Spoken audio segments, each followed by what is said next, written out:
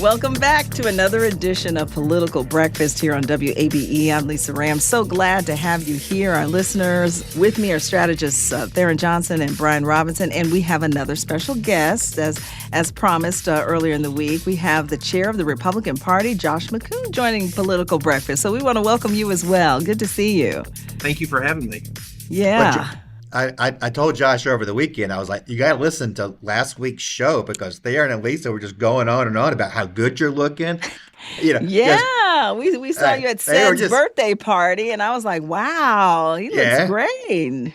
Yeah, I was like, you got to listen. It's going to be the best thing for your ego you'll get all week. How you feeling? How you feeling with this tough job you have? I'm feeling great. We had obviously a good year last year, and we have our party convention next month, and I'm trying to sign up for an additional 2 years. So looking forward to 2026. Yeah, what are your thoughts? John King jumped into the Senate race. What are your thoughts on that? Well, I mean, he was pretty transparent about it. I mean, I think everybody was expecting that would happen if Governor Kemp didn't get in. You know, Commissioner King's got a great story to tell. It's really an American story, an American success story. And, I think he's got right on the issues. It's going to be a crowded primary, and obviously everyone's going to struggle, I think, to introduce themselves to the electorate because it's going to get pretty crowded pretty quickly. But I definitely wouldn't count him out. I think he's, a formidable figure and has won a statewide primary, and look forward to seeing what he does. Marjorie Taylor Greene counted herself out. Was that surprising or no? I think Congresswoman Greene was looking at all the options. I think she was pretty frank in the statement she put out about how she feels about the Senate process, and particularly the filibuster and what that would mean in terms of her ability to operate over there if elected to the U.S. Senate. So I think, we'll see what her political future holds, but she's obviously a very significant national voice and a huge voice in the Georgia Republican Party, and will continue to be. Absolutely. I really appreciated her letters, attacks on Republican political operatives as just, dirty pieces of crap. I agree, we're terrible. Hats off to whatever political operative wrote that piece. Josh, you do have a re-election coming up here this summer to be the party chairman again. And certainly, I don't think it's any secret, I strongly support your re-election as party chair. You're the guy we need at the top there, doing the organizing, helping raise money, helping coordinate all these campaigns that are going to be on the ballot next year. One question I have for you, this is something I talk about on this show a lot, is there's a battle between the Republicans and the Democrats for the deciders, those people who voted for Kemp and then abandoned Republicans, voted for Warnock in 2022, and to some degree voted for, Joe Biden, but may have voted for Republicans down ballot in 2020. What message strikes the chord in Georgia? What was the secret sauce for all of the statewide electeds in 2022 when we won all but the Warnock seat? What message appeals to the deciders going into 2026 when the party that's in the White House always faces some headwinds traditionally? Yeah, so I think that the common thread you can draw between the 2022 and 2024 election is the phrase common sense. That's something that President Trump talked a lot about in the closing months of the 2024 campaign, is who's the common sense party? Who's really speaking to the issues that the average person is really concerned about? And I can tell you, I was in a meeting in the early fall of last year where I was shown the advertisement that talked about the illegal aliens receiving taxpayer-funded sex change operations. That was so outlandish, it was initially fact-checked and everything else. And what I was told at the time by those folks that had put the ad together was, they show these things to focus groups, and typically it's about getting your base voters out and motivating people to go vote. But this ad actually moved people, and it moved married women, it moved Hispanic single men, it moved white single men, it moved black single men.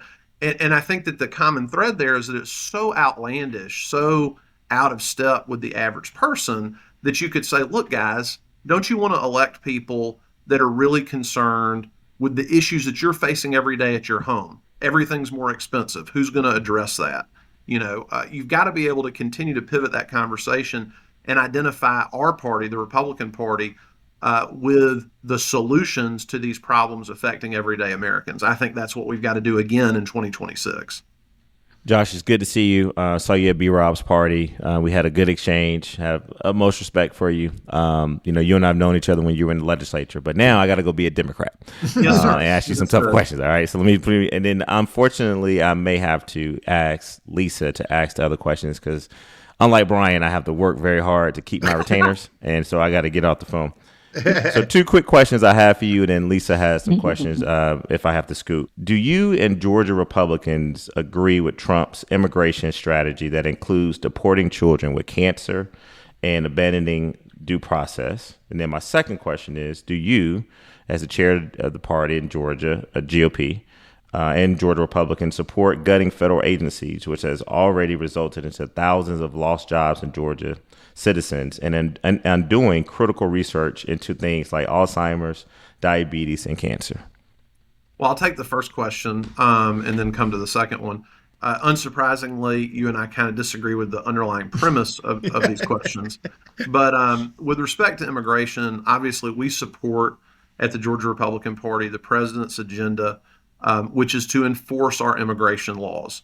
And for many, many years, under presidents of both parties, this country has failed to enforce its immigration laws. And I think that what this president is doing and has done, I think it's largely securing our border, and it's securing our border without any sort of congressional action. It's just using the inherent authority of the executive branch to do that. I think that that's what people voted for. They voted for an end to the crisis at the border, an end to an unsustainable flow of people into the country, and frankly, exploitation of those people with regard to human trafficking, with regard to substandard working conditions. That's something this administration, I think, is doing the right thing to address. On the second question about the change in the size and scope of the federal government, here's the problem. And again, it's a problem that both parties have perpetuated. We have an unsustainable federal budget deficit. We have an unsustainable amount of debt as a country. And one day, if we do not address this, we're going to have a treasury sale and there aren't going to be any buyers. And a lot of the customers for those treasuries are people that frankly hate our guts. And so we have got to get our fiscal house in order in this country. Now, is there going to be some pain associated with that? Absolutely. There's pain every time a private employer that has to make cost-cutting measures, people lose their jobs. Those are tough decisions. And I think we're all compassionate about people that are facing those situations.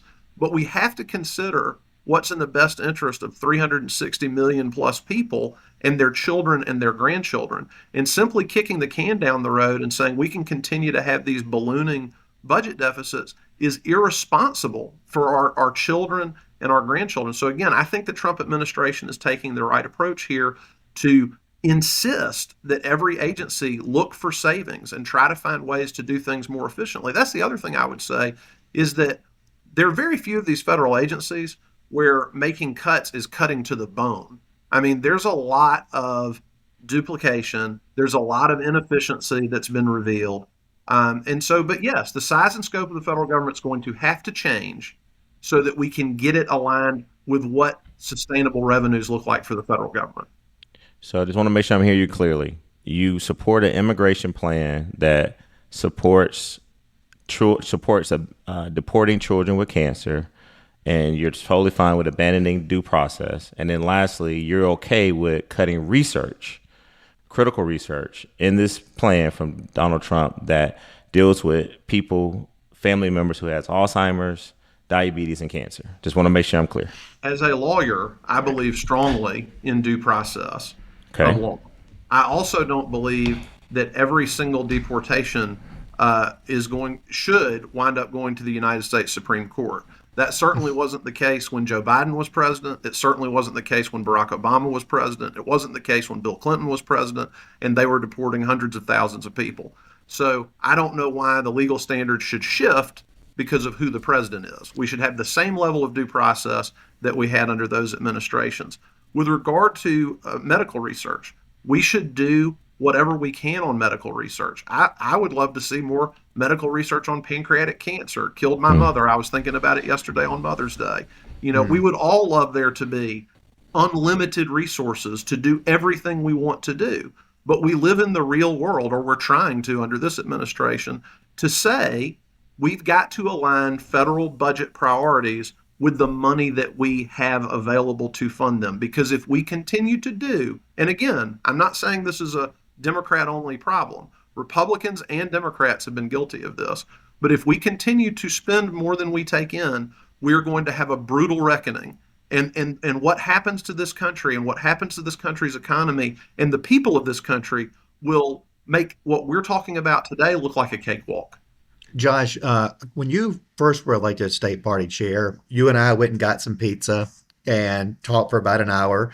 And I wrote a piece for Georgia Trend about how you would be a great bridge builder between elected officials, elected Republicans in the state, and the party's activists, those who show up for county party meetings and then district party events, etc. Do you feel like there's been a disconnect between the Republican activists and elected officials? Have we made any progress on bridging that gap? And what do you think of the prospects for changing the trajectory, let's say post-Kemp? Because obviously Kemp built his own parallel operation. We are on the verge of a new era just by virtue of term limits. What does the next governorship hold for the Republican Party and its relationship with elected officials? Well, I think we've made a lot of progress in these last 2 years. And what I would point to is just one illustration of that. We had a fundraising event for the Georgia Republican Party last month featuring Laura Trump. And the state Senate caucus. I came to this, by the way. Yes. And the state Senate caucus was a sponsor of that event. Our Lieutenant Governor, Insurance Commissioner, Agriculture Commissioner were there. We had over a dozen state House members present. We had a lot of members of Congress that wanted to be there, but Congress was in session. That is a lot of progress from where we were 2 years ago in terms of there being a formalized relationship between our elected officials and the state party. Now, I give this talk all the time when I go to county party organizations. There is absolutely nothing wrong with asking tough questions of your elected officials and there being an accountability piece to coming to speak to your local Republican Party. But what we don't want to do is get to a place where it is so hostile and so mean that there's no dialogue going on whatsoever. And you can see, depending on where you are in the state, there's some counties that do a terrific job. All the elected officials are at the table. There are other counties that have some work to do. So that's something we're going to continue to work through over the next 2 years. There's always going to be tension, right? I mean, we got two big political parties in this country, lots of different ideas. Yeah. I think what we got to try to do is get everybody talking to each other, because the total divorce or disconnect is what's really toxic for the process. We got to get people in the room engaging with one another. We'll talk about disconnect. Do you mind talking about former Lieutenant Governor Geoff Duncan? Yes. You talk about your goal is to unite the Republican Party, and that certainly was his goal. He said as well. But here he is, this outcast, and I don't know, expelled. I don't know if that's the right word to use. That is exactly the correct word. Yes. Well, it's not a good look. Some people say it's not a good look for a party who says they're trying to unite and mend fences and things of that nature. Do you ever see that, I don't know, changing, specifically with him? So let's recap a little bit about the recent history with our former lieutenant governor. In 2022, he went on international television on CNN to broadcast the fact that he was refusing to vote for the Republican nominee for U.S. Senate. Then, in the run-up to the 2024 election, he endorsed not one, but two Democratic hopefuls for President of the United States. Not only did he endorse them, he went all over the country to campaign for Vice President Harris, including sharing a stage with her in Atlanta, Georgia, encouraging people to vote against the Republican nominee. At a certain point, you sort of, I know the president likes to use the term self-deport. I mean, that's basically what has happened here. Now look, I'm going to tell y'all, I talk to Republicans all day long that disagree on lots of hot button issues, the whole 80-20 thing. That's Me fine. and you and I Exactly. disagree on a lot of things. Exactly. But at the end of the day, when we've got our nominees, we come together. I mean, that's sort of, to me, how you define what a Republican is. And, I have no personal sort of animus here, but, Mr. Duncan, either needs to be a Democrat or find some other party because he demonstrated Which over he and over. refuses to do. You ask him time and time again, are you leaving the Republican Party? And he'll say no. Well, he has self-deported, and we've recognized Yeah. his self-deportation. But I I think that when you talk about reaching out, we're doing a lot of engagement. I mean, when you see the increase we have gotten with Black voters, with Jewish voters, with Asian voters of all varieties, I mean, we are working very, very hard, but we're looking for people that want to make common cause with the Republican Party. If you Right. make it abundantly clear you're not interested in that, as he has, you need to stop holding yourself out to be something that you're not. So, Yeah.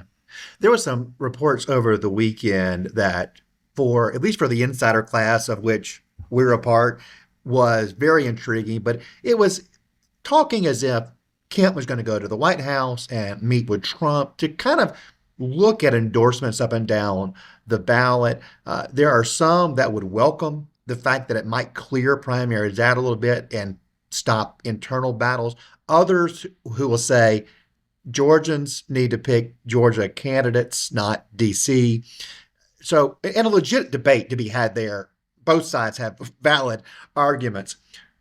What do you see playing out there? Do you think there'll be some agreement between Kemp and Trump and that they may weigh in on these statewide elections and including the Senate primary, which of course will be top of mind to President Trump? He cares probably more about that than he does about who's governor of Georgia. yeah. So, I mean, I've read the same reporting you have. I think there's definitely an effort underway to do that. And look, I want Georgia Republicans to decide who our nominees are. But I also think that you have a 7-8 way primary with people with significant financial resources. Those are financial resources we would love to be spent educating people on Senator Ossoff's record and making them aware of why the Republican nominee is the better choice. So there's definitely, as you say, a fine balance there. But I think, look, Georgia Republicans, I believe, listen very closely when the president speaks. And if he chooses to weigh into these races, I think it will certainly have a winnowing effect in the primary that would only be beneficial to the Georgia Republican Party, because it would make it easier for us to come together at the end of that process. Because, of course, you go through this process, Georgia's a runoff state, you have more than 3 people run, you're probably looking at a runoff, then you've got another month that you're not spending on that general election. So I'm certainly hopeful that President Trump will choose to weigh in on some of these races, but we'll have to wait and see. I do want to give you one layup before we get out of here today. Why should you be reelected as the chairman of the Republican Party of Georgia? Well, when I was elected in 2023, it had been 7 years since we had won a federal statewide election. We were facing, we knew, and it came a couple months later, 3 of our volunteer leaders being indicted by a district attorney in Fulton County and fighting essentially a 2-front war, unprecedented, I think, in the history of American politics. The other political parties around the country that faced that storm, one had to sell assets, another one basically had to reorganize and get another party chairman in. We kept the lights on at the Georgia Republican Party. In 2026, I think we will be leaving our criminal defense mission behind, I hope, and we'll be focused entirely on political action. But as you noted in your last question, I think you want somebody in this position that has relationships with all of the players that are going to be in these primaries, because I think one of the toughest jobs is going to be bringing everybody together very rapidly for the general election. And I will say that I played a role in doing that in 2024 in a time where we really needed to make sure all of our players were rowing in the same direction. And I think I'm uniquely positioned to do that in 2026. Yeah, thank you, Josh. Yeah, somebody who is in that political operative class on the communications side, I have seen this break between my clients who are in elected office and their local parties because of what you said. It often gets hostile. They're like, I'm super conservative. I have got a great conservative record. And then I go home and I get yelled at by the party base when 80% of Republicans love what I'm doing, or maybe 90%.